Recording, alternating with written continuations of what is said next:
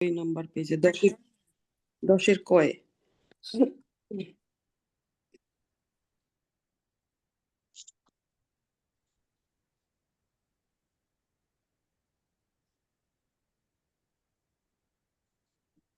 জি বলুন, কি প্রশ্ন আছে? জি, এখানে যেমন মুসান্দিবাচনের ভিতরে যেগুলো আছে, এখানে যেমন আমি বেলালের মেয়ে দুটোকে দেখেছি। আর এরপর একটা আছে আমি বেলালের মেয়ে দুটোকে খুঁজছি। এই দুটোর ভিতরে এই যে লাস্টে যেটা আমি বেলালের মেয়ে দুটোকে খুঁজছি, এখানে কি মাফুলুন বিহি নাই? না, এখানে মাফুল নেই। এটা জুমলাতুল ফিলিয়া স্যার। জুমলাতুল ফিলিয়া। তাহলে মেয়ে দুটোকে কাকে খুঁজছো? মেয়ে দুটোকে নাই কেন? মাফুল বিহির গঠন কি মানসুব না মাজরুর? মানসুব। এই বাক্যে মানসুব শব্দ আছে একটা? বিনতাই, এটা তো মানসুব হলেও যা হবে, মাজরুর হলেও তাই হবে। আনের পরে মানসুব বসার কোনো সুযোগ আছে? আন হারফ, আন আসছে কেন সেটা আমার একটা কোশ্চেন স্যার। সে কি আবহাসুর সাথে? হ্যাঁ, ওই ভার্বের সাথে কিছু কিছু প্রিপোজিশন ভার্বের সাথে কানেক্টেড ফর্মেই আসে। ইংলিশে যেমন বলি না, লুক অ্যাট, জি, এরকম প্রিপোজিশন আসে। তাহলে ও সেটা যদি আবহাসুর সাথে থাকে তাহলে ওইটার এফেক্ট বিনতাইয়ের উপরে পড়বে। অফকোর্স। আচ্ছা, এটাই বুঝতে পারছি না যেটা কেন মাফুলুন বিহি হবে না। এটা জি প্রত্যক্ষ মাফুল বিহি না, কোনো কোনো ক্ষেত্রে পরোক্ষ বলা হয়, কিন্তু প্রত্যক্ষ নয়। জি জি, তাহলে এইদিকে আরেকটা আছে যেটা যেমন জামা মুজাক্কার সালিম, এটার ভিতরে একটা আছে আমি হাদিসের শিক্ষকদের জিজ্ঞেস করেছি, আর তার আগেটা আমি শিক্ষকদের জিজ্ঞাসা করেছি। এখানেও বিহি নাই স্যার। এটা আমি হাদিসের শিক্ষকদের জিজ্ঞেস করেছি, এখানে কি মাফুলুন বিহি নাই? কোথায় জিজ্ঞেস করা? সালতুল, হ্যাঁ এখানে মাফুল বিহি আছে। এই যে মুদারিসা, এটা কি মাফুল বিহি? মুদারিসাই মাফুলুন বিহি। আচ্ছা, ঠিক আছে। শিক্ষকদের জিজ্ঞাসা করেছি। আচ্ছা, দুটোর ভিতরেই আছে। জি ঠিক আছে স্যার, আলহামদুলিল্লাহ, এতটুকুই। এই আন দিয়ে আমি বুঝতে পারছিলাম না। আজকে মনে হয় আমাদের 11 থেকে শুরু হওয়ার কথা, তাই না? না, 10 শেষ হয়নি। জি স্যার। 10 ওমা কিছুদিন শেষ হয়েছিল না? জি না।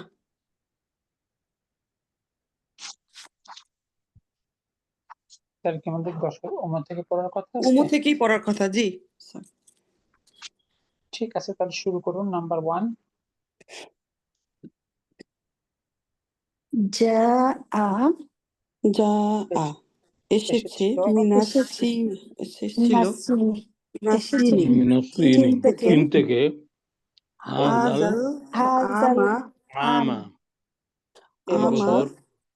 এই বছর 200 হাজ্জিন, মিয়াতা হাজ্জিন, 200 হাজি।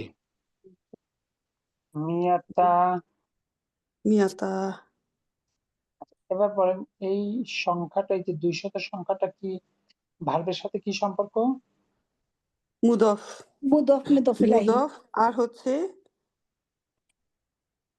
আমি জিজ্ঞেস করেছি ভার্বের সাথে কি সম্পর্ক। আচ্ছা, যা ভার্ব এর সাথে কি সম্পর্ক?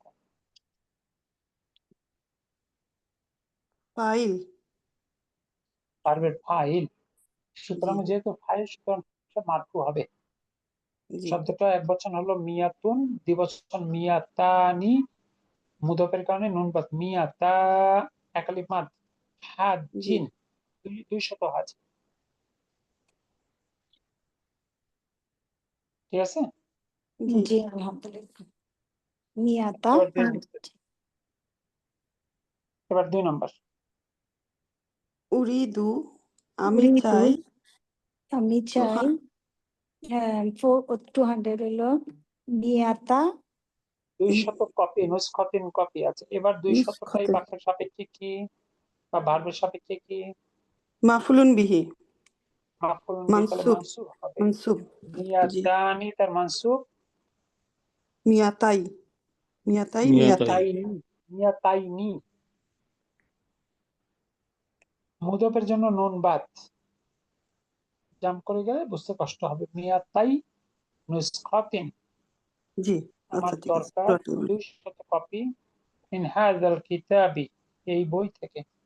এই বই থেকে। এবার 3 নাম্বার। ইশতারাইতু, আমি কিনেছি, হাযিহিস সাআতি, খাতি কেন হলো? এই সাআতা। সাতা, জি, মাফুলুন বিহি, হাজিটা হচ্ছে মাফুলুন বিহি, সেজন্য মুবদাল বাদালের কারণে এটা সাআতা। এটা সহজ করেন, মাফউলুন বিহির মাফউলুন বিহির বাদাল কোথায় মাফুলুন হবে? বাদাল। জি, তাহলে বি এর পাশে বি, হার্ফ এটা কি? জার, হার্ফ তার মানে জার, পরের শব্দটা কি হবে? মাজরুর। তাহলে মিয়াতুন থেকে মিয়াতানি, মিয়াতাইনি, নুন বাদ। মিয়াতাই, জি, মিয়াতাই হবে। মিয়াতাই রিয়ালিন। তাহলে ইশতারাইতু, আমি কিনেছি, হাযিহিস সাআতা, এই ঘড়িটা, মিয়াতাই রিয়ালিন, 200 রিয়াল দিয়ে। স্যার মিয়াতাই মিমের সাথে একটা একালিফ মাদ থাকে কেন তার? সরি, মিয়াতাই যখন আমরা লিখি তখন মিমের সাথে একটা একালিফ মাদ থাকে, কিন্তু এটা আপনি আগে দেখেছেন, এইটা হলো অতিরিক্ত একটা আলিফ, এটার মাদ নয়। জেরের পরে আলিফ আসলে কি মাদ হতে পারে? জি জি না। না, উচ্চারণ এটাকে করি না। এটা একটা রাইটিং রুল মাত্র, ও আচ্ছা, উচ্চারণে থাকে। রাইটিং। এরপর 4 নাম্বার, আদাদুত তুল্লাবিল বুনুদি, ভারতীয় ছাত্রদের সংখ্যা, বাইরের ছাত্রের সংখ্যা ভারতীয় বিল বিল জামাআতি, জামিয়াতি, বিল বিল জামিয়াতি, বিশ্ববিদ্যালয়ে বিলজামিয়াতি বিশ্ববিদ্যালয়ে ভারতীয় ছাত্রদের সংখ্যা 200। 200। তাহলে নিয়াতা এই বাক্যের নিয়াতাই বাক্যটা জুমলাতুল ইসমিয়া নাকি জুমলাতুল ফেইলিয়া? জুমলাতুল ইসমিয়া। ইসমিয়া এখানে মুক্তাদাকে তুল্লাবু তুল্লাবু, আপু, আপনারা কি এটাকে তুল্লাবু পড়লেন না তুল্লাবি পড়লেন? তুল্লাবি তুল্লাবি, আতুল্লাবি। আতুল্লাবি আদাদু, আদাদুটা হবে মুক্তাদা। মাজরুর শব্দ কখনো মুক্তাদা ও বা আচ্ছা, খবর কোনো কিছু হতে পারে? জি জি না না, জি না। আদাদু। আদাদু সংখ্যা আদাদু হলো মুক্তাদা। তাহলে এই বাক্যের খবরকে এই যে 200। 200 যেটা। 200, জি, তাহলে খবর অবশ্যই মারফু। তাহলে মিয়া জি, দানি, তানি, মিয়াতা। এবার কি নুন বাদ যাবে? জি না, জি মুডফ না। হয়নি, সেজন্য নুন বাদ যাবে না। বাদ যাওয়ার কোনো কারণ নেই। জি। ওকে, এবার 5 নাম্বার। আ 1000 1000 আছে, 1000 এরপর কি আছে? জুনাইহিন, জুনাইহি, পাউন্ড, জুনাইহি, পাউন্ড, জুনাইহিন, পাউন্ড। জি, আচ্ছা, তারপর কি আছে? দাফাআতা, দাফাতা, দাফাতা, প্রদান করেছে। নাকি 2000 আচ্ছা জুনাইহিন। ওটা পরে, ওটা পরে। আচ্ছা আচ্ছা আচ্ছা, এবার বলেন, প্রথম যে 1000 আসছে, এটা ভার্বের সাপেক্ষে পজিশনটা কি? মাফুলুন বিহি মানসুব। মাফরুন বি মানসুব, 1000। তাহলে 1000 এর আরবি হলো আলফুন। আলফুন। আলফুন, এবং যেহেতু এটা জুনাইহানের মুদাফ, সুতরাং হবে আলফু। আলফু, জি, যেহেতু এটা মাফরুন বি, এই জন্য হবে আলফা। জি। আলফা জুনাইহিন 1000 পাউন্ড কি তা ফাইতা তুমি পে করেছো আম নাকি 200, তাহলে ওইটা মানসুব হলে এটাও মানসুব 2000 2000 2000 যদি হয় তাহলে আলফুন থেকে আল ফানি আলফানি তার মানসুব আলফাইনি আলফাই আলফাইনি মুদাফ হওয়ার কারণে আলফাই আলফাই আলফাই জুনাইহিন নাকি 2000 পাউন্ড। পাউন্ড। তো বুঝলেন কিনা? জি প্রশ্নের জন্য আলহামদুলিল্লাহ। অবজেক্টটা আগে চলে আসছে এখানে।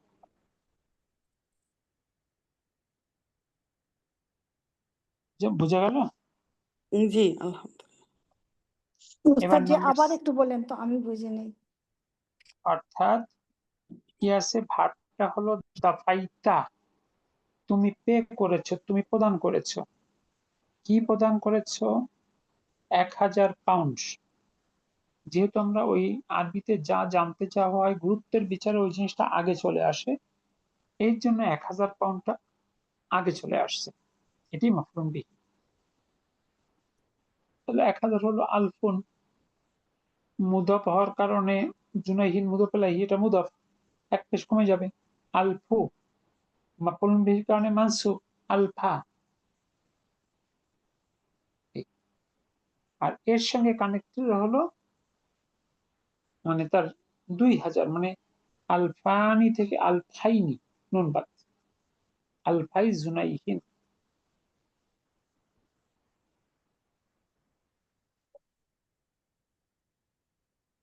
বুঝা গেল? জি জাযাকাল্লাহু খাইরান। এবার 6 নাম্বার, উলিদা উলিদা জন্মগ্রহণ উলিদা করেছেন ঈসা ঈসা আলাইহিস সালাম আলাইহিস সালাম সালামু কবলা জন্মগ্রহণ কাবলা করেছেন কাবলা জি উস্তাদ জি নাহউই নাহউই নাহউই নাহউই প্রায় প্রায় 2000 সানাতিন। 2000 আরবিতে হলো প্রায় 2000 বছর আগে।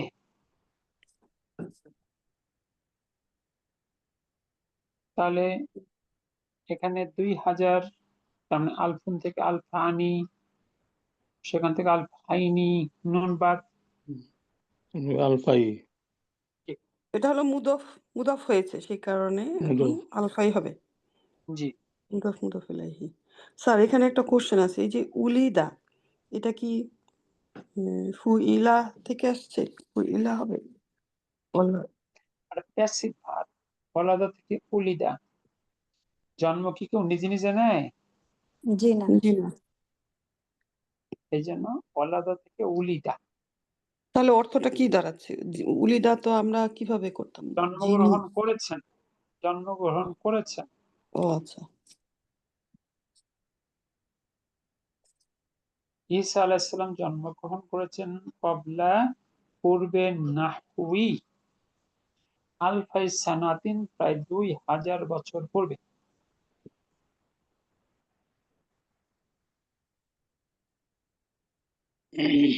জি। তারপরে এন্ডি আমার ইন্দি আছে আমার আছে 1000 রিয়ালিন, রিয়ালিন এই 1000 1000 রিয়াল। টা, এই 1000 টা এখানে মুবতাদা মারফু, মানে জি আলফু রিয়ালিন, আলফু রিয়ালিন। একই জি পদ্ধতিতে ওয়া ইনদাকা এবং তোমার আছে 2000 আলফানি, এটাও মুবতাদা মারফু। আলফাইনি ফাই কেন হবে? এটা তো মুবতাদা মারফু আলফানি। জি ওয়া হাজাল মাবলাগু পরিমাণ, এর পরিমাণ এবং এই পরিমাণ ইয়াকফিনা আমাদের জন্য যথেষ্ট, যথেষ্ট আমাদের জন্য, এবং এই পরিমাণ আমাদের জন্য যথেষ্ট। 3000 রিয়াল নিয়ে চলো আমরা যাই, আমাদের জন্য এটাই যথেষ্ট। হাজার জি। মন।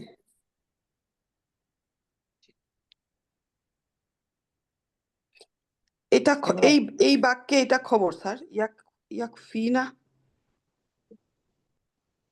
এটাও কি এরকম দ্বিবচন অবস্থায় আছে নাকি ইয়াক ফি না, নাকি এটা একটা সব এরকমই নুন জবর না তো আমাদের ইয়াক ফি না মাবলাগু অর্থ ওটা কি উস্তাদ হবে ওটা এখানে? আবার ভার্ব। ইয়াকফি, কাফা ইয়াকফি এটা ভার্ব। ও কাফা ইয়াক ফি, যথেষ্ট। জি তাহলে ঠিক আছে। তাহলে ইন্দি আলফুন আলফু রিয়ালিন ওয়া ইন্দাকা আলফানি আলফানি রিয়ালিন, রিয়ালিন নাই। রিয়ালিন নাই, অথবা ইন্দাকি যেটা না হতে পারে।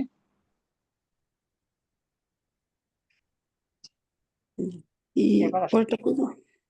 জি জি ইয়াদুরুসু, ইয়াদুরুসু ইয়াদরুসু পড়াশোনা করে বিল জামিয়াত জামিয়াতি, বিশ্ববিদ্যালয়ে সে বিশ্ববিদ্যালয়ে 2000 তলিবিন তালিবুন 2000 ছাত্র মিন মিন দুয়ালি দুয়ালি দুলা দেশ থেকে আসিয়া আসিয়া আসিয়া, এশিয়া এশিয়া দেশ, এশিয়া দেশ দেশ থেকে। থেকে। এশিয়া তাহলে দেশ 2000 থেকে থেকে 2000 কে কি করলেন? 2000 আলফা আলফা এটা মারফু কেন হলো? ফাইল, এটা ভার্বের ফাইল ফাইল। মশা। জি এটুকু কি ক্লিয়ার হলো আপনাদের কাছে? আলহামদুলিল্লাহ। আলহামদুলিল্লাহ। চলে আসি নাম্বার 11। স্যার এখানে আলফা হয়েছে তাই না, নাকি আলফা? আলফা কালিমা, জি জি একটা মাদ আছে সাথে না? আলফা আমি থেকে নুন বাদ, আলফা, আলফা। জি এবার 11 ক। আমরা জানি আমার বই আরবি হলো কিতাবি, মানে কিতাবুনের সাথে ইয়া মুতাকাল্লিম যুক্ত হয়েছে। এখানে ইয়ায় রয়েছে সুকুন, কিতাবি। আবার বই দুটির আরবি হলো কিতাবানি।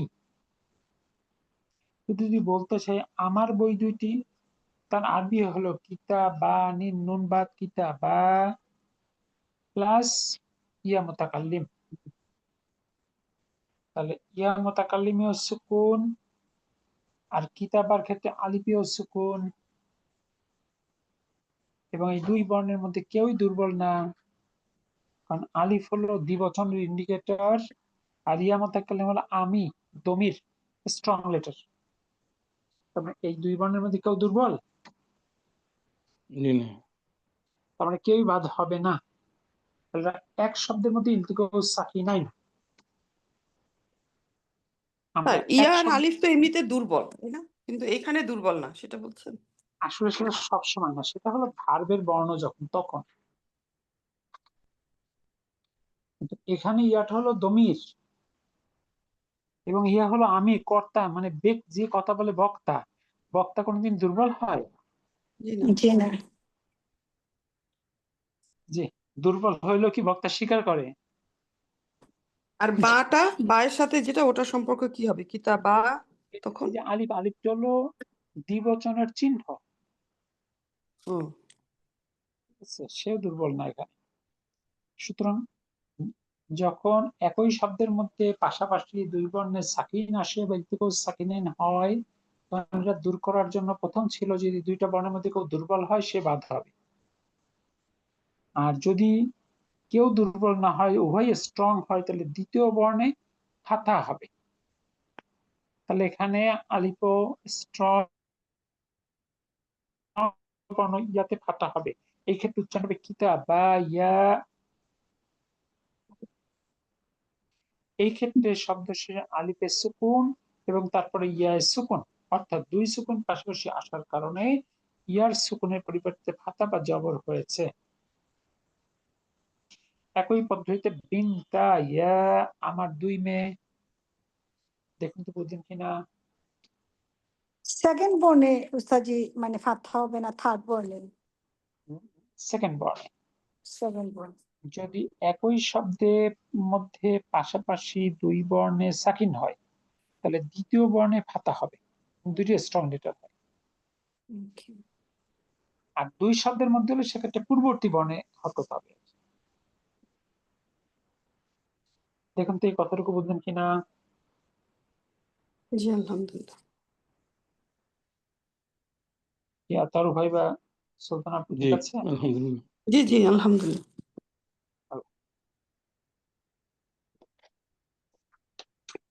আবার আমার বই এর মানসুব এবং মাজরুর হলো কিতাবাইনি, কিতাবাইনি।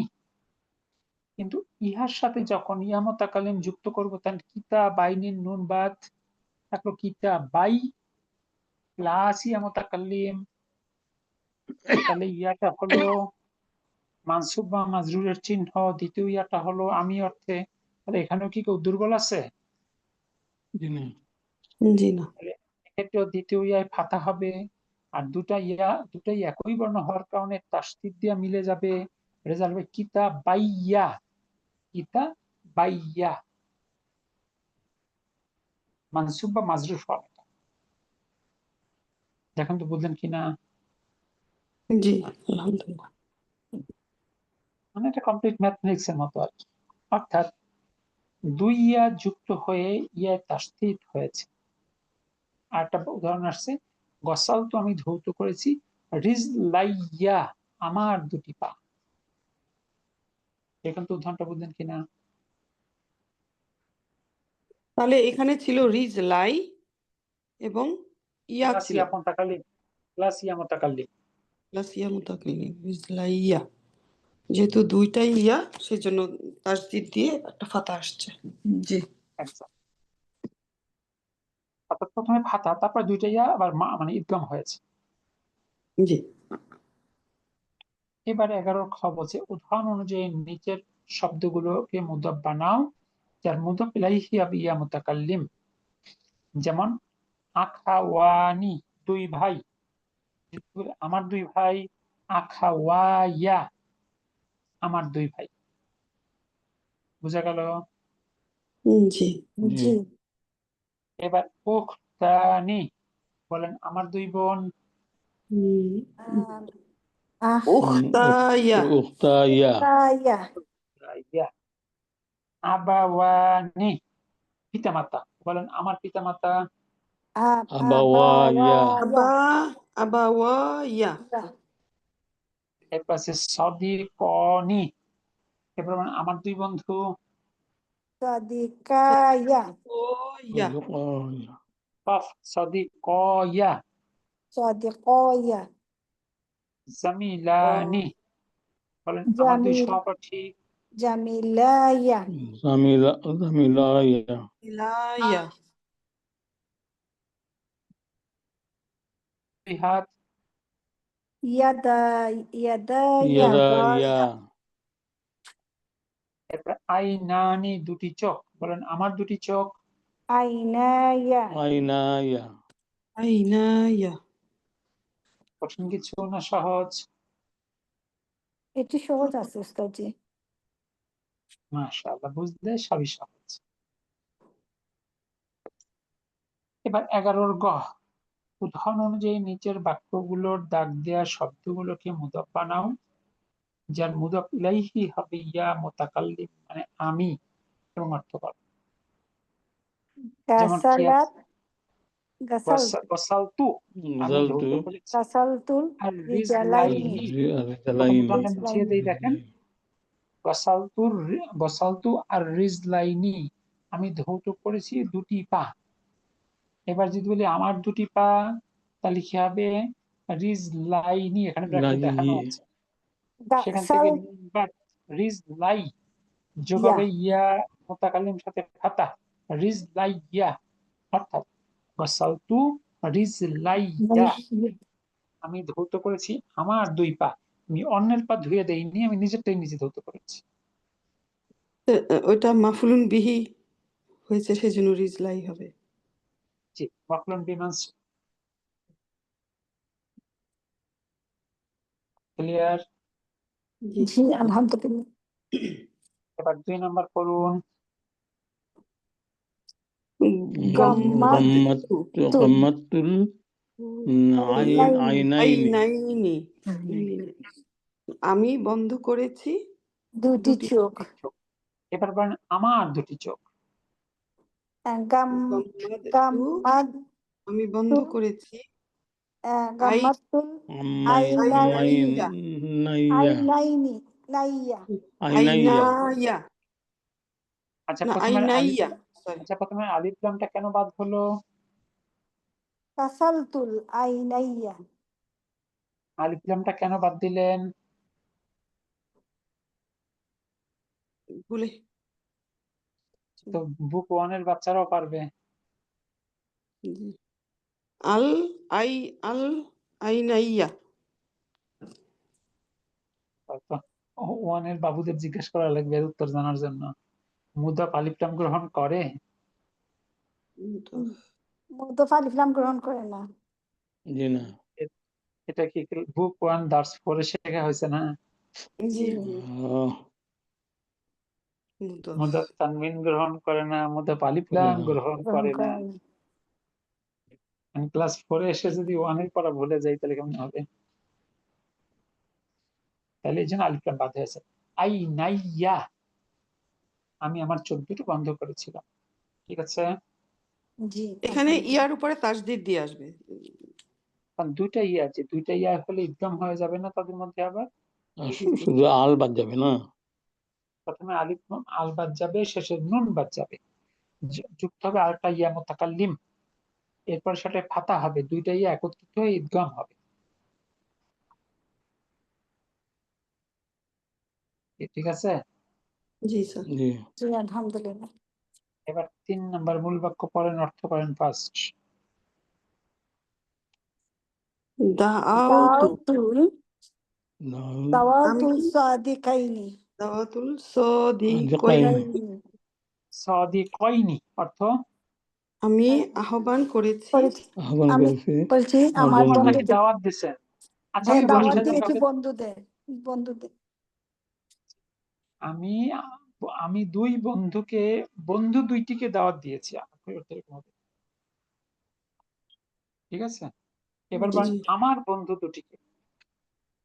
দাওতুল সাদিকাইয়া কাইয়া দাওয়াতু সাদিকাইয়া সদিকইয়া সদিকইয়া জি সাদিকাইয়া, সাদিকাইয়া। ও ইয়া আছে জি এবার 4 নাম্বার।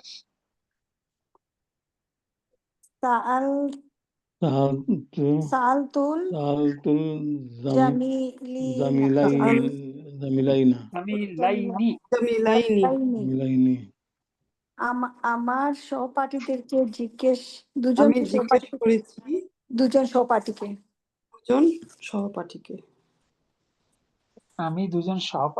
আমি সহপাঠী দুজনকে নির্দিষ্ট করতে হবে। আমি সহপাঠী দুজনকে জিজ্ঞাসা করেছিলাম। এবার বলেন আমার সহপাঠী দুজনকে। সালতু সাআলতুল সালতু জামিলাইয়া সালতু জামিলাইয়া। এবার 5 নাম্বার। রাফাআতুল ইয়াদাইনি ইয়াদাইনি রাফাতুল ইয়াদাইনি। আমি উত্তোলন করেছিলাম দুই হাত আমি হাত দুটো দুটো উত্তোলন করেছিলাম। এবার এটাকে ইয়া মুতাকাল্লিম যুক্ত করেন। রাফাআতুল রাফাতু ইয়াদাইয়া আলার আসবে না তো রাফাতু না রাফাতু ইয়াদাইয়া দাইয়া অর্থ আমার আমি উত্তোলন আমি করেছি দুটি হাত উত্তোলন করেছিলাম। এই দুটো হাত উত্তোলন করার আরেকটা আরেকভাবে সংক্ষেপে বলা হয় রফিউল ইয়াদাইন। রফিউল ইয়াদাইন এই যে ইয়াদাইনি ওয়াকফ করলে ইয়াদাইন হয়ে যায় না যখন, জি জি ইয়াদাইয়া মানে রফিউল ইয়াদাইন। আপনারা কি রফিউল ইয়াদাইন করেন? জি উস্তাদ জি নামাজে জি নামাজের সময় দুই হাত উত্তোলন। নামাজের সময় একটা হলো প্রথমে সবাই উত্তোলন করে, এটা নিয়ে কারো কোনো দ্বিমত নেই। এটা হলো তাকবীরে উলা, যেটা তখন দুইটা হাত উত্তোলন করা হয় না কাঁধ পর্যন্ত, জি কাঁধটা জি কান বরাবর, এটাও হাত উত্তোলন। বিতর্ক করে হলো রুকুতে যাওয়ার আগে, রুকু থেকে উঠে, এবং 2 এর অধিক বিশিষ্ট সালাতে 2 রাকাতের বৈঠক থেকে উঠে, এই জায়গাগুলোকে করা বা না করা নিয়ে আমাদের দেশে একটা বিতর্ক আছে। তো আপনারা কি সবাই করেন না করেন না? উস্তাদ জি আমরা তো আগেটা ইউজড বাট সামটাইম বিগিনিংটা করেন, পরেরটা করেন না। জি না মাঝে মধ্যে ভুলে যাই, প্রায় সময় করি যখন বাইরে বিউরিত হন মনে মনে। অর্থাৎ একই সালাত আদায় করার পরেও সবার কিন্তু সওয়াব সমপরিমাণ হবে না। অর্থাৎ আপনি যদি সালাতের ফরজ ওয়াজিবটা নিশ্চিত করতে পারেন, আপনি 5 মার্ক পাবেন, 33 পাবেন। আপনি সালাতের প্রত্যেকটি আমল যদি রাসূল সাল্লাল্লাহু আলাইহি ওয়াসাল্লামের মতো করে করতে পারেন, তাহলে 100 তে 100 পাবেন। ফরজ ওয়াজিব ছুটে গেলে, প্রথমত ফরজ ছুটে গেলে সালাত বাতিল। কোন ওয়াজিব ছুটে গেলে সিজদায়ে সুহু দিতে হবে, সুহু সিজদা। কোন নফল বা সুন্নাত বা মুস্তাহাব আমল ছুটে গেলে সালাত নষ্ট হবে না, শুধু সওয়াবের পরিমাণ কমবে। আর ওই আমলের যে সওয়াব, ওই সওয়াবটা আপনি পাবেন না। তাহলে আমাদের খোঁজা দরকার যে রাসূল সাল্লাল্লাহু আলাইহি সাল্লাম কেমন করে সালাত আদায় করেছেন। সালাত কি কোনো দলের, কোনো গ্রুপের, কোনো গোষ্ঠীর আলাদা কোনো সালাত আছে বলেন তো? জি না জি জি না স্যার। আমাদের দেশে কিন্তু প্রত্যেকটা দলের হয়ে গেছে, অমুকরা এরকম করে পড়ে, তমুকরা এরকম করে পড়ে। এটার মধ্যে কি রাসূলের আদর্শ আছে নাকি ওই ব্যক্তির অনুসরণ আছে? এটা ব্যক্তির অনুসরণ হয়ে গেল, এটা ব্যক্তি বা রাসূলের দলের অনুসরণ অনুসরণ, ব্যক্তি বা দলের অনুসরণ হয়ে গেল না তখন, যখন জি আমার দল করে তাই আমি করি, আমার দল করে না তাই আমি করি না, তাহলে এটা কি রাসূলের আদর্শের অনুসরণ না ওই দলের অনুসরণ? দলের অনুসরণ। আমার ইমাম করে করে তাই করি, আমার ইমাম করে না তাই করি না, এটা কি রাসূলের আনুগত্য নাকি ব্যক্তির আনুগত্য? ব্যক্তির আনুগত্য। ব্যক্তির আনুগত্য স্যার। স্বাভাবিকভাবে কোনো নফল মুস্তাহাব আমল ছেড়ে দিলে সালাত নষ্ট হবে না। কিন্তু কেউ যদি মনে করে রাসূলের চেয়ে আমার ইমামের মর্যাদা বেশি, ইমাম থাকবে, জি জি না না জি না স্যার। এই জায়গাগুলো সতর্ক থাকবে ইনশাআল্লাহ। এই তাহলে রফিউল কি ইয়াদাইন, হবে স্যার? রাসূলের যে সালাত এটা কোথায় আছে? কোথায় পাবো? এটা আপনারা রাসূলুল্লাহর সালাত নাসিরউদ্দিন আলবানী এই বইটা পড়বেন। রাসূলুল্লাহর সালাত নাসিরউদ্দিন আলবানী, বেশ কিছু বাংলা অনুবাদ আছে বিভিন্ন জনের। আপনারা এর মধ্যে যে অনুবাদগুলো আপনার কাছে ভালো লাগে, আর আকরামুজ্জামানের এই বুকটা অনুবাদ, কোথায় পাবো স্যার? হ্যাঁ এই বুকটা কোথায় পাবো? বাংলাদেশে তো পাবেনই, লাইব্রেরিগুলোতে পাওয়া যায় বাংলাদেশে। অনলাইনে সার্চ দিয়েও পেতে পারেন। নাসিরউদ্দিন, এরকম লিখবেন ওই গুগলে, নাসিরউদ্দিন আলবানী লিখিত রাসূলুল্লাহর সালাত বাংলা, বাংলা পিডিএফ, এরকম লিখবে, হয়তো পেয়ে যেতে পারে। তাইলে আমরা মানে এই প্রত্যেক রাখাতে কি রুকুতে যাবার আগে এবং রুকু থেকে উঠে মানে দু হাত উত্তোলন করতে হবে না? হ্যাঁ, এটা হলো এই ইয়াদানের ব্যাপারে 50-এর অধিক সাহাবীর বর্ণনার হাদিস আছে। এই আর রফিউল ইয়াদানের উপরে ইমাম বুখারী আলাদা একটা গ্রন্থই রচনা করছেন, জুজুল রফিউল ইয়াদাইন, জুজুল রফিউল ইয়াদাইন। এখন যেসব দল এইটাকে করে না, তারা তাদের পক্ষে আবার কি করে, মন গড়া কিছু যুক্তি হাজির করে, যেটা মানে খুব দুঃখজনক, এর মধ্যে কিছু বক্তব্য আছে। তার মধ্যে একটা মন গড়া বক্তব্য হলো, রসুলের সাহাবীরা বগলে করে মূর্তি নিয়ে আসতো, তাই রসুল সাল্লাল্লাহু আলাইহি ওয়াসাল্লাম বারবার হাত উত্তোলন করতেন, আর তখন তাদের মূর্তিগুলো ঠুস করে নিচে পড়ে ভেঙে যেত। যখন সাহাবীরা শিক্ষিত হয়ে গেছে, মানে দিনদার হয়ে গেছে, আর মূর্তি টুর্তি আনতো না, তখন তারপর থেকে তারপর এটা আর করতো না। এটা হলো তাদের একটা বক্তব্য। এটা প্রথম কথা হলো সাহাবীদের মারাত্মকভাবে অপমান করা। কারণ আমরা জানি বেলাল রাদিয়াল্লাহু আনহু শুধু ঈমান গ্রহণ করেছে, তখন সালাতও ছিল না, সিয়ামও ছিল না। কেন শাস্তি নাই তাকে দেয়া হয় নাই, তাই বলে সে ঈমান ত্যাগ করেছিল? জি না। জি এখন যদি কেউ বলে বেলাল রাদিয়াল্লাহু তাআলা ঈমান আনার পরে বগলে মূর্তি নিয়ে ঘুরে বেড়াইতো, সাহাবীদের সম্মান করা হলো না অপমান করা হলো? অপমান অপমান করে। করে ওদের স্যার। অপমান। এখন প্রশ্ন হলো, প্রথম রফিউল মানে যেটাকে তাকবীরে উলা বলি আমরা, প্রথম হাত উত্তোলন, এটা তো সবাই করে। বলে তর্কের খাতিরে কেউ যদি মূর্তি নিয়েই আসতো, তাহলে তো প্রথমেই ঠুস করে পড়ে যেত, তাই না? জি স্যার। এরপর আপনি বগলের নিচে একটা কলম নিয়ে হাত এরকম তাকবীরে তাহরিমার মতো করে হাত উঠান তো 50 বার, দেখেন তো পরে কিনা। অবশ্যই পড়ে যাবে। পড়বে কেন?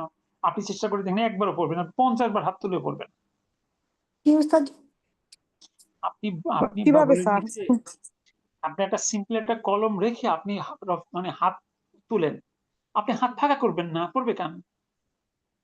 হাত কি ফাঁকা করতে আপনি বাধ্য নাকি? বলা যায় তুমি হাত উত্তোলন করবা কাঁধ থেকে কান বরাবর, আপনার হাত যে ফাঁকা করে উত্তোলন করতে হবে এমন তো কথা নেই। আগে যারা মূর্তি পূজা করতো ওরা কি এখন মোবাইল ফোনের মতো হাতে নিয়ে নিয়ে ঘুরতো মূর্তি? আপু, এটা একটা একেবারে বানানো একটা মিথ্যা গল্প।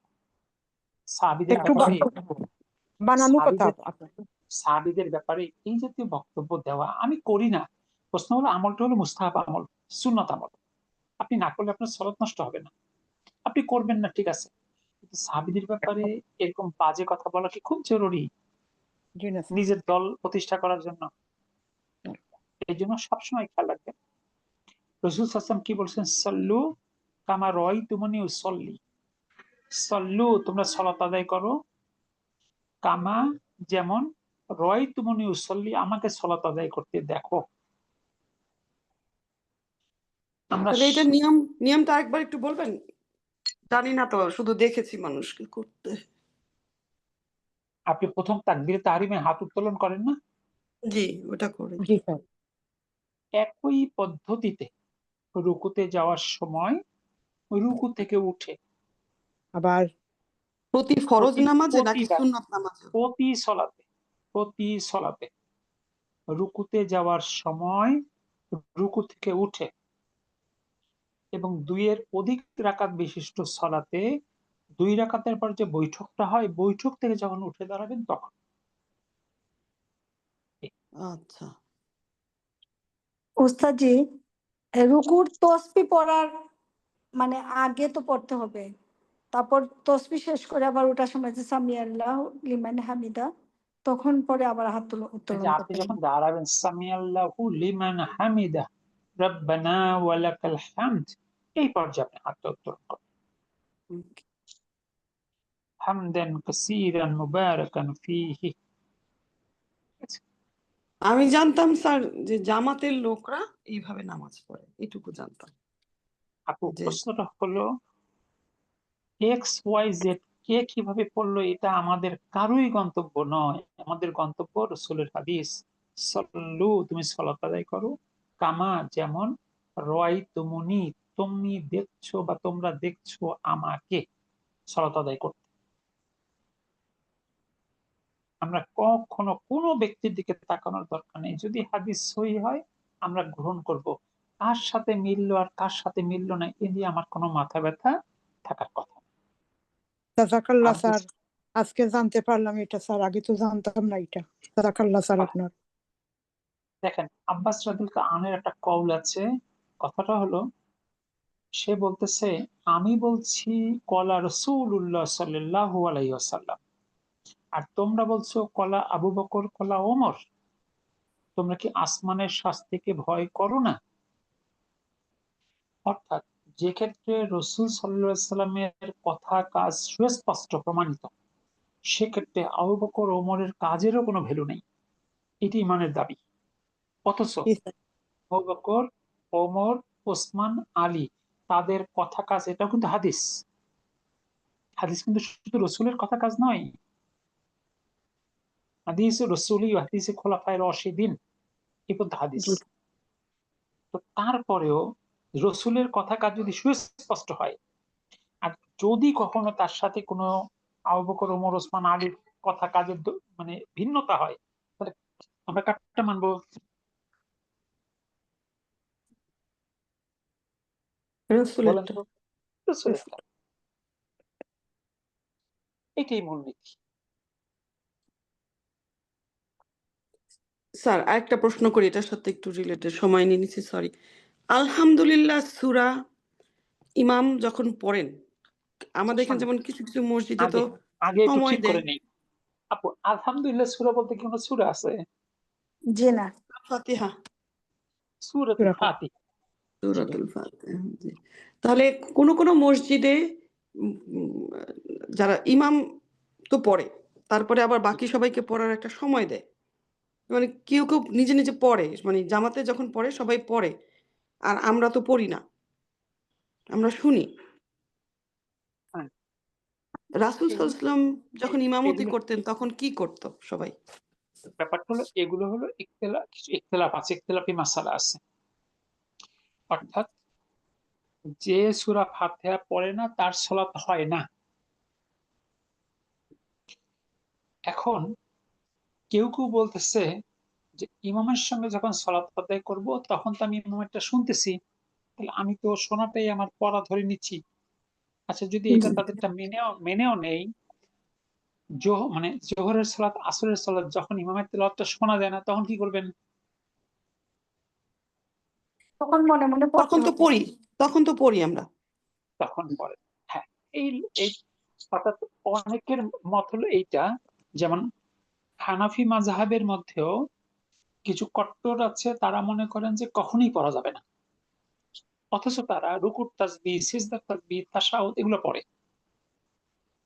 কোথাও বলা নাই তাশাহুদ না পড়লে তো ইমামের পেছনে সালাত, মানে তাশাহুদ যা পড়বে না তার সালাত নাই, সালাত হবে না, এমন কথা কোথাও নেই। না।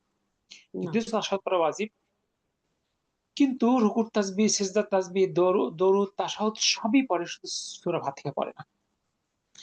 এখন হানাফি মাযহাবের ইমামদের মধ্যে আবার ইমাম ইউসুফ, এরপরে ইমাম মানে এর বাইরে ইমাম তাইমিয়া থেকে অনেক বড় বড় আলেমরা বলেছেন, যখন ইমাম পড়বে তখন যদি শুনতে পাই তাহলে না পড়লেও চলবে, কিন্তু যখন শুনতে পাবো না, হয়তো সাউন্ড সিস্টেম ক্লিয়ার না, আমি শুনতে পাই না, কিংবা আমি পরে আসছি সূরা ফাতিহা শেষ হয়ে গেছে, কিংবা সেটা অবশ্যই করতে হবে। এটা এদের মত। আর ইমাম শাফি থেকে শুরু করে অন্যান্য অনেক আলেমদের মত হলো সর্ব অবস্থাতেই পড়তে হবে। আমার কাছে এইটা অনেক বেশি নিরাপদ মনে হয়। এইটা অনেক বেশি নিরাপদ মনে হয়। কেন মনে হয়? যেহেতু হাদিস আছে যে সূরা ফাতিহা পড়লো না তার সালাত হলো না।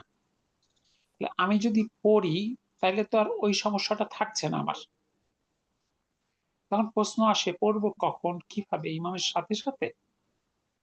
এখানে দুইটা হালত হতে পারে। একটা হালত হতে পারে যে ইমাম সাহেব কোনো জায়গায় দেখবেন সূরা ফাতিহা পড়ার একটা সময় দেয় পড়ার জন্য, তারপর অন্য সূরা শুরু করে, তখন আপনি সুস্পষ্ট সময় পেলেন। আর যদি জানেন যে ইমাম সাহেব এই সুযোগ দেয় না এখানে, তখন আপনি ইমাম সাহেবের প্রতিটা রাকাত শেষ যখন হয় তখন আপনি ছোট করে পড়তে পারেন।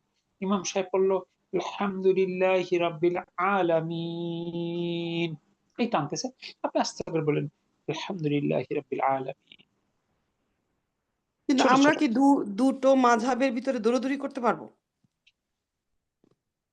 আচ্ছা, রাসূল সাল্লাল্লাহু আলাইহি ওয়াসাল্লাম কোন মাযহাবের মধ্যে ছিলেন? কোনো মাযহাবে ছিলেন না। আচ্ছা, প্রশ্ন কিন্তু হলো, আমাদেরকে তো হানাফি, এই যে আপনিও তো কিছুক্ষণ হানাফি বললেন না, যে হানাফিতে এইটা। আচ্ছা এবার বোঝার আমাদের চেষ্টা দেশে করুন। তো হানাফি স্যার। আচ্ছা, বোঝার চেষ্টা করুন।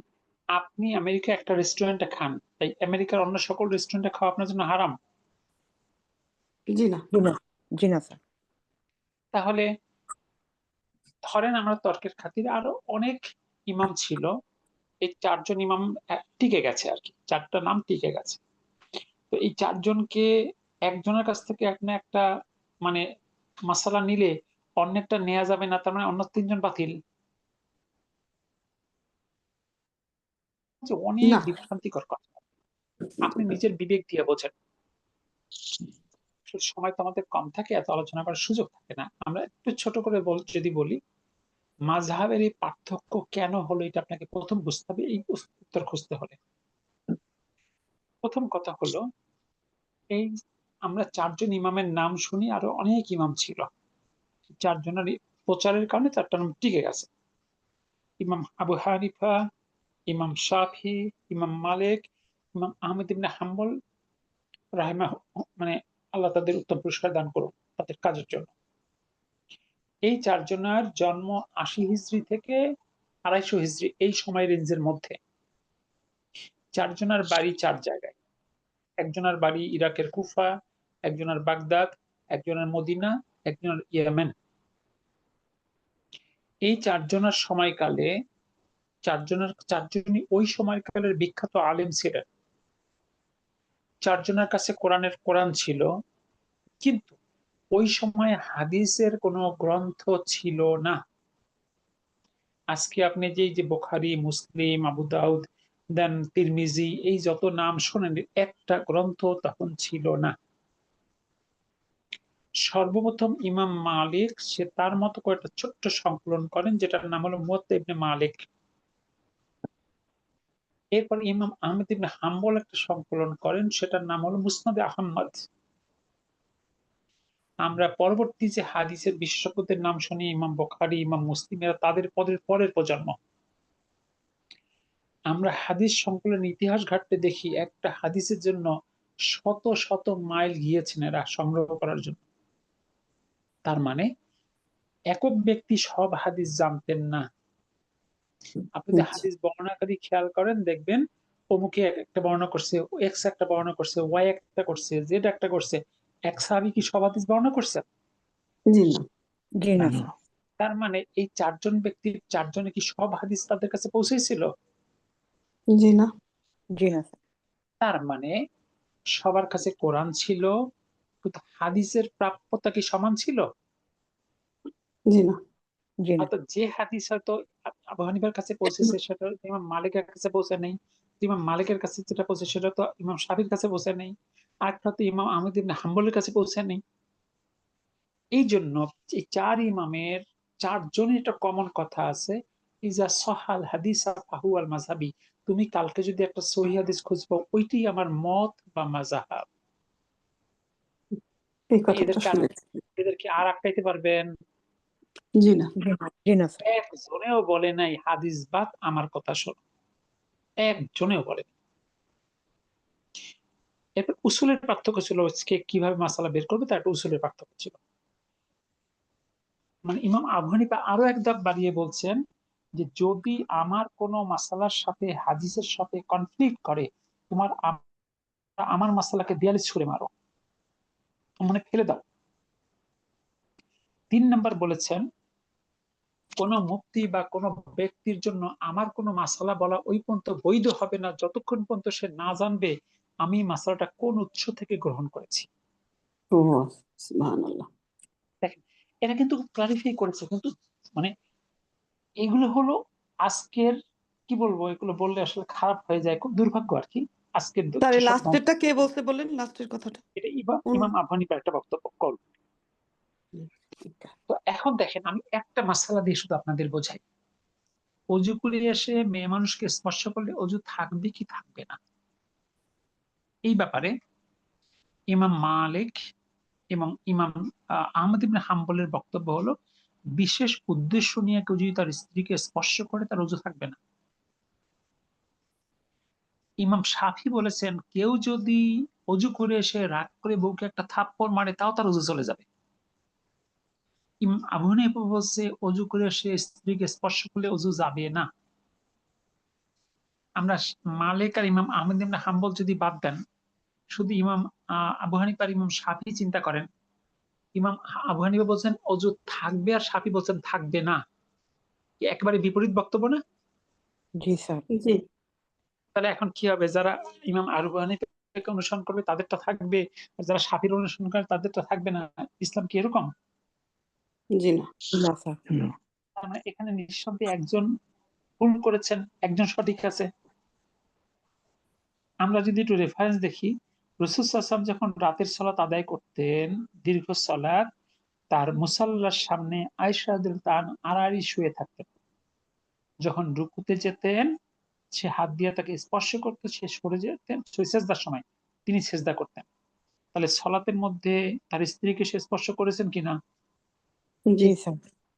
যদি স্পর্শ করলে ওযু চলেই যেত, তাহলে কি সে সালাত আদায় করতে পারতেন? জি না। জি না স্যার। এরপরে আয়েশা রাদিয়াল্লাহু আনহার ভাগ্নার একটা বর্ণিত একটা হাদিস আছে যে রাসূল সাল্লাল্লাহু আলাইহি ওয়াসাল্লাম ওযু করে আসলেন, তার স্ত্রীকে চুমু খেলেন, তারপরে মসজিদে গেলেন। জিজ্ঞেস করলো সে কে ছিল? বলল আপনি ছাড়া আর কে? অর্থাৎ তার ভাগ্না বলতেছে মানে সে ব্যক্তিটা আয়েশা রাদিয়াল্লাহু আনহা ছিল। তাহলে তারপর কি তার ওযু চলে গিয়েছিল? তাহলে তো সেই ইমামতি করতে পারতেন না। তাহলে এখান থেকে দেখা গেল এই মাসালার ক্ষেত্রে ইমাম আবু হানিফা সঠিক ছিল, ইমাম শাফির কাছে এই হাদিস পৌঁছায় নাই, তার জন্য তার সিদ্ধান্তটা সঠিক ছিল না। আপনি আর একটা দিয়ে প্রমাণ করতে পারবেন ইমাম আবু হানিফা ভুল ছিল, ইমাম শাফি সঠিক ছিল, এটাই তো স্বাভাবিক, তারা তো মানুষ, তারা কি আল্লাহ? জি না জি স্যার। না। 100% বিশুদ্ধতা কার সিফাত? আল্লাহ। আল্লাহর আল্লাহ। সিফাত। আপনি যদি অন্ধের মতো মনে করেন যে আমি যাকে অনুসরণ করব তার বাইরে আর কোনো কথা নেই, তার মানে আপনি তাকে শতভাগ বিশুদ্ধ মনে করেন। আর কেউ যদি কাউকে এরকম শতভাগ বিশুদ্ধ মনে করে, সে কি তাকে আল্লাহর পর্যায়ে পৌঁছিয়া দিল কিনা? জি স্যার। জি এটা অনেক বড় গুনাহ স্যার। আপনার সামনে আজকের যুগে আপনার সামনে কোরআন আছে, আপনার সামনে হাদিস আছে, আপনার সামনে এরকম বড় বড় বিশেষজ্ঞদের বক্তব্য আছে, আপনার জন্য যাচাই করার সুযোগ আছে কিনা? আছে জি আছে। জি আছে। 100% আছে স্যার। তার মানে আমরা যদি অন্ধের মতো অনুসরণ করি একজনকে, আর কাল যদি আল্লাহ সুবহানাহু ওয়া তাআলা বলেন তুমি ওই ব্যক্তিকে অন্ধের মতো অনুসরণ করলা কেন, তোমাকে কে করতে বলেছে? উত্তর আছে জি না স্যার। বিদায় হজে রাসূল সাল্লাল্লাহু আলাইহি ওয়াসাল্লাম কত ক্লিয়ার করেছেন দেখেন, তারাক্তু ফিকুম আমরাইন, তোমাদের জন্য দুইটা জিনিস রেখে যাচ্ছি, যতক্ষণ পর্যন্ত আঁকড়ে থাকবে তোমরা মানে বিপদগ্রস্ত হবে না, কিতাবুল্লাহ ওয়া সুন্নতি রাসূলিহি। অন্য জায়গায় আছে তাতে মারি দিয়ে আঁকড়ে ধরবে, মানে মারি দিয়ে শক্ত করে ধরা যায়। অথচ বিদায় হজে যে ফরমে কথাটা বললেন, সেই ফরমে আবু বকর, ওমর, ওসমান আশারায়ে মুবাশশারা লক্ষাধিক সাহাবী ছিল না বিদায় হজে? জি জি। জি স্যার। একবারও বলে নাই তোমরা আবু বকরকে অনুসরণ করলেই চলবে, ওমরকে করলেই চলবে, ওসমানকে করলেই চলবে, আলীকে করলেই চলবে। তাই না বুঝতাম যে আমরা একক ব্যক্তিকে অনুসরণ করলেই আমাদের জন্য যথেষ্ট হবে। এই জন্য আপনারা প্রথম কথা হলো, আপনি যদি হক চান, আপনার পরিচয় মুসলিম, আপনার আর কোনো পরিচয় নেই। আপনি হানাফি না, আপনি শাফি না, আপনি মালিকি না, আপনি হাম্বলি না, আপনি আহলে হাদিস না, আপনি মুহাম্মাদি না, আপনি লামাযহাবি না, আপনি মুসলিম। মানে আমরা মুসলিম। আমরা সকল ওলামায়ে কেরাম, যারা হক ওলামায়ে কেরাম, আমরা সবার প্রতি শ্রদ্ধাশীল। তাদের যে মাসালাগুলো কোরআন হাদিসের সঙ্গে কোনো সাংঘর্ষিকতা নেই, তা মানতে আমাদের কোনো আপত্তি নেই। তবে যে ক্ষেত্রে রাসূলের হাদিস সুস্পষ্ট, সেখানে কোনো ব্যক্তি মতের কোনো স্থান নাই। এই মূলনীতিকে সামনে রেখে আপনি আগান। আমি যদি কালকে একটা সহিহ হাদিস খুঁজে পাই, আমার আমল যদি ভুল দেখি, আমি সাথে সাথে ত্যাগ করে সহিহ হাদিস গ্রহণ করব। এই মানসিকতা নিয়ে সামনে আগান, ইনশাআল্লাহ আপনি বিভ্রান্ত হবেন না, ইনশাআল্লাহ। ইনশাআল্লাহ। ইনশাআল্লাহ। আলহামদুলিল্লাহ, জাযাকাল্লাহু খাইরান স্যার। আল্লাহ আপনার নেক হায়াত দারাজ করুক স্যার। আমি আমি ইসলামে অন্ধত্বের কোনো জায়গা নেই। আর যখনই আপনি দেখবেন আপনি একটা দলের পরিচয় দিবেন আমি অমুক, সে যে দলই হোক, সে যদি একটা কোরআনের আয়াতও পায় তার বিরুদ্ধে যায়, সে তখন খোঁজে আমার পক্ষে কি একটা দলিল নাই? বলেন তো, সে ইসলাম খুঁজতেছে না তার দলের পক্ষের দলিল খুঁজতেছে? দলের দলের পক্ষে তো। দলের দলের দলের পক্ষ। পক্ষে। মানে এইটাই হলো দলবাজদের। আজকে দেখেন দুনিয়ার রাজনৈতিক দৃষ্টি দিয়ে দেখেন, তার দল যদি একটা প্রচন্ড খারাপ কাজ করে, তার দলের সব লোক বলে না মারহাবা মারহাবা, কি ভালো কাজ করছে, বলে কিনা? জি জি স্যার। আওয়ামী লীগের একটা লোকে কি বিশ্বাস করে হাসিনা কোনো অপরাধ করছে? না জি না স্যার। তাহলে দেখেন, এইটাই হলো দলান্ধতার কারণ। আজকে দেখবেন বিএনপি যারা করে এরকম অন্ধ লোকজন, দেখবেন বিএনপির কোনো ভুলই তারা খুঁজে পাবে না। এটা হলো দলান্ধতার কারণ। আমরা আয়াতটা সামনে মনে হয় পাবো, যে ও কিংবা পেয়েছি আমি মনে করতে পারছি না এই মুহূর্তে, যে তারা বিভিন্ন দলে উপদলে বিভক্ত হয়ে যাবে এবং প্রত্যেক দল তাদের যা আছে ওইটা নিয়ে তারা খুশি। শেষটা এরকম, তোমরা তাদের অনুসরণ করো না। আপনি যে দলের পরিচয়ে যাবেন, দেখবেন ওই দলের চিন্তার বাইরে আপনি যেতেই পারবেন না। এই জন্য আপনি সম্মান করবেন সবাইকে, সবার প্রতি শ্রদ্ধাশীল থাকবেন, সঠিক কথা মানতে কোনো আপত্তি নেই, কিন্তু অন্ধ নাই আমি কারো প্রতি। এই মূলনীতিতে বিশ্বাস করবেন, ইনশাআল্লাহ ইনশাআল্লাহ আল্লাহ বিভ্রান্ত করবেন না ইনশাআল্লাহ। ইনশাআল্লাহ। আমরা তো শেষ করতে পারলাম না, আমরা এই সেকশনটা কতটুকু আছে আর। আচ্ছা দেখি দ্রুত আমরা এই সেকশনটা শেষ করে দেখি। আচ্ছা এরপরে দেখেন নাম্বার 6 কি আছে, আল উস্তাযানি, আমার দুইজন শিক্ষক, মিন মিশ্র, মিশর থেকে। তাহলে সাথে একটা ইয়া মুতাকাল্লিম নিয়ে আসলে উস্তাযায়া মিন মিন মিশ্র, আমার দুইজন শিক্ষক মিশর থেকে। কি ঠিক আছে না? জি জি স্যার। এরপরে 7 নম্বর দেখেন, আইনা ওয়াজাত্তাল দাপ্তরাইনি, তুমি কোথায় খাতা দুটো পেয়েছো? তাহলে এখানে এখানে আপনার করেন কি হবে, দাফতারা দাপ্তরাইয়া, দাপ্তরাইয়া, রইয়া জি, অর্থাৎ তুমি কোথায় আমার খাতা দুটি পেয়েছো। এবার 8 নাম্বার, ইন্নাল আখাওয়াইনি, নিশ্চয়ই দুই ভাই, আলিমানি জালিলানি, সম্মানিত আলেম। হাওয়াইয়া ইন্না আখাওয়াইয়া, নিশ্চয়ই আমার দুই ভাই সম্মানিত আলেম, তাই না? জি জি এবার 9 নাম্বার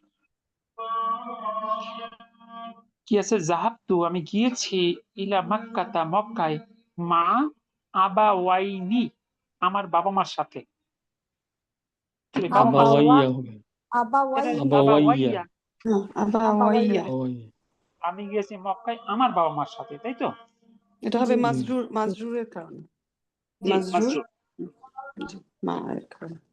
এবং 10 নম্বর দেখেন, দআ কলামানি, অর্থ কি? দুটি কলম, আমার কলম। কলম দুটি হারিয়ে গিয়েছে। হারিয়ে এবার কি, কলম দুটি হারিয়ে গেছে, এবার আমার কলম দুটি বানিয়ে দেন, কলামাইয়া। কলামাইয়া। কলামাই, আলহামদুলিল্লাহ, এইটুকু আপনারা ভালো করে দেখবেন। আল্লাহ চাইতে আগামী ক্লাস আমরা 12 থেকে শুরু করবো ইনশাআল্লাহ। আজকের জন্য বিদায় নেই, সবার কাছে দোয়া চাই, আল্লাহ আমাদের জন্য সবাইকে সঠিক ইসলাম বোঝার, মানার এবং সঠিক ইসলামের দিকে থেকে কবরে যাওয়ার তৌফিক দান করেন। আমিন। দোয়া করবেন স্যার আমাদের জন্য, আমরাও দোয়া করবো আপনাদের জন্য। আমিন। আল্লাহ হেফাজত করুন আমাদের সবাইকে। আমি পিডিএফটা তো পাঠাইলেন না, ভুলে গিয়েছিলাম, পাঠাবো ইনশাআল্লাহ। আমি মেসেজ দিলাম। জি, একটু মেসেজ দিয়ে রাখেন। সুবহানাক আল্লাহুম্মা বিহামদিক, আশহাদু আল্লা ইলাহা ইল্লা আনতা, আস্তাগফিরুকা ওয়া আতুবু ইলাইক। আসসালামু আলাইকুম ওয়া রাহমাতুল্লাহ। ওয়ালাইকুম আসসালাম ওয়া রাহমাতুল্লাহি ওয়া বারাকাতুহু। ওয়ালাইকুম আসসালাম ওয়া রাহমাতুল্লাহি ওয়া বারাকাতুহু।